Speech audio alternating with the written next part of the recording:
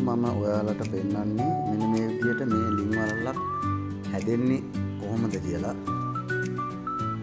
අපි ඉස්සෙල්ලාම මෙන්න මේ අච්චුව මේකට එන අච්චුවක් තියෙනවා. ඒ අච්චුව ඔය විදිහට කවුරුද ගාලා ඉවරලා හදා ගන්නවා. නැත්නම් කොන්ක්‍රීට් එක ඇලෙනවා. ඒ අච්චුවට ගලව ගන්න ගියාම අපිට අමාරු වෙන හින්දා මේ විදිහට මේ වාහන වලින් අයින් කරන එන්ජින් ඔයිල් කවුරුද කියලා කියන්නේ ඒවා ගාලා ඔක හදා ගන්න ඕනේ.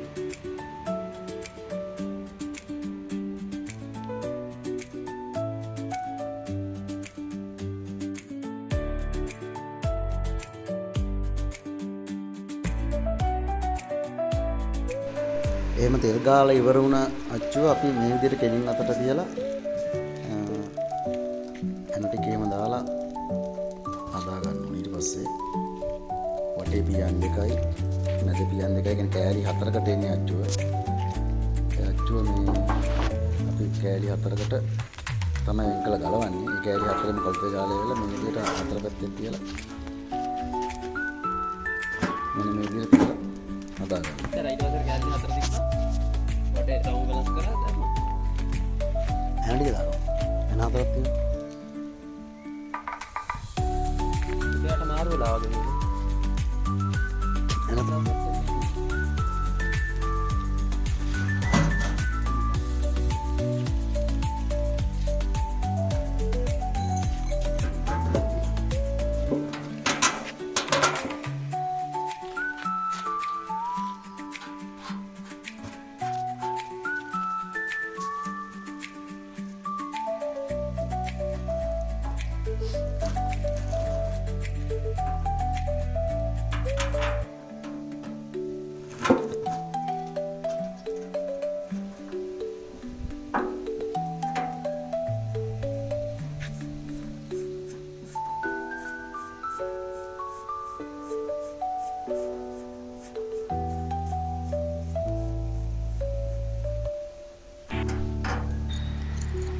මෙන්න මේ විදිහට කට්ට 4ක් දෙනවා අච්චුවට. ඒ කියන්නේ අඟල් දෙක පරතරයක් තියෙන මේ කට්ට කෑලි 4 දෙන්නේ. ඒ 4 අපිට අච්චුව හෙට මෙහෙට වෙනස් වෙනවට මැදින් 4 කොනින් තියා ගන්න ඕනේ. නැත්නම් අච්චුව එක පැත්තකට කොන්ක්‍රීට් දානකොට අනිත් පැත්තට වැඩි වෙනවා. අපි අච්චුව හදාගෙන ඉවරයි. දැන් අපිට තියෙන කොන්ක්‍රීට් මිශ්‍රණය හදා ගන්න. ඒකට අපි 1 2 3 අනුපාතයට තමයි කොන්ක්‍රීට් මිශ්‍රණය හදාගන්නේ. ඒ කියන්නේ වැලි එකයි කොන්ක්‍රීට් ගල් තුනයි සිමෙන්ති එකයි එන විදිහට තමයි කොන්ක්‍රීට් ගණනාගෙන හදා ගන්න ඕනේ.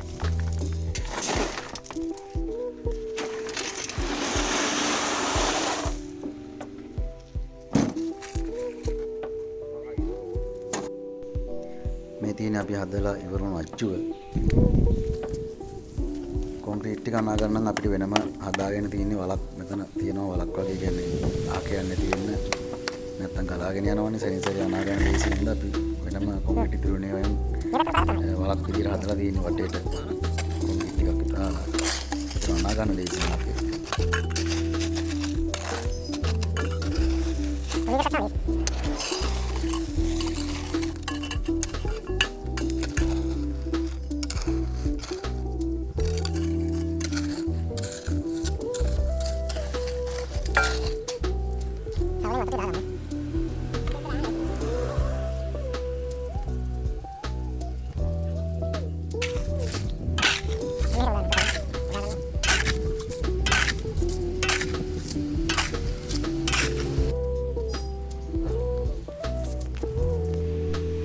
අපි දැන් කොන්ක්‍රීට් එකත් අනාගෙන ඉවරයි. හොඳට කොන්ක්‍රීට් එක අනා ගන්න ඕනේ. අපි කම්බි වලලු දෙකක් දානවා මේකට. ඒකට මම පාස්සලා කම්බි රවුම් දෙකක් හදාගෙන තියෙනවා මේකට. ඒක අස්සට දාන්න. නැත්තම් හයිය මදියේ උස්සනකොට එහෙම කැඩෙන්න බලනවා.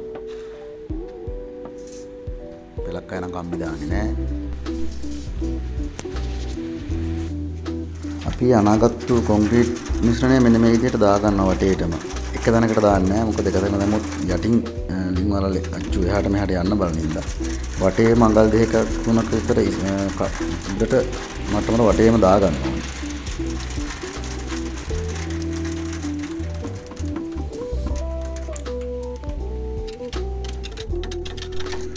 දාගන්න කොන්ක්‍රීට් එක හොඳට කොටන්න ඕනේ. කෙටෙන්න උඩ මිහිදස් සිටින් නැති වෙන්න හොඳට කොන්ක්‍රීට් එක හිර වෙන්න එපා. අඟල් දෙක වාසියක් විතරයි මේ කොන්ක්‍රීට් මේ වලල්ලේ තියෙන්නේ. ඒකින් දෙක හොඳට කොටා ගන්න ඕනේ. කොන්ක්‍රීට් එක දාලා ඉවරලා. සැරින් සැරේ කොන්ක්‍රීට් දාන සැරයක් ගානෙම ගොඩ ගැහෙන්නේ නැති වෙන්න කොටා ගන්නවා අපි.